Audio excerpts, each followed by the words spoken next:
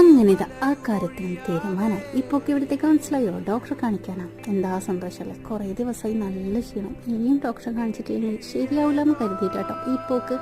അങ്ങനെ ഹോസ്പിറ്റലിലേക്ക് എത്തി. നല്ല തിരക്കുണ്ടായിരുന്നു കേട്ടോ. അങ്ങനെ ഡോക്ടറെ കാണിച്ചു. ഡോക്ടർ ബ്ലഡ് ടെസ്റ്റ് ചെയ്യാൻ പറഞ്ഞു. അങ്ങനെ ബ്ലഡ് ടെസ്റ്റ് ചെയ്യാൻ പോക്കട്ടോ. എവിടുന്നാന്നറിയില്ല ഈ ഒരു ധൈര്യം കിട്ടിയ. പൊതുവേ ഈ ഭാഗം തിരിഞ്ഞു നോക്കാറില്ല കേട്ടോ. അങ്ങനെ അതും കുത്തിയെടുത്ത് റിസൾട്ടും വാങ്ങി നേരെ ഡോക്ടറെ കാണിച്ച്. പിന്നെ കുറേ മെഡിസിനും കൂടി കിട്ടിയിട്ടുണ്ട് കേട്ടോ. ആ സന്തോഷത്തിൽ അതും വാങ്ങിയിട്ട് നേരെ വീട്ടിലേക്ക്. പിന്നെ ക്ഷീണം കൊണ്ട് അതിൻ്റെ ഇടയ്ക്ക് ഒരു മോരും കൂടി വാങ്ങിയിട്ടുണ്ടായിരുന്നു കേട്ടോ. അതും കുടിച്ച് അങ്ങനെ വീട്ടിലെത്തി ഒറ്റക്കെടുത്തം കിടന്നു.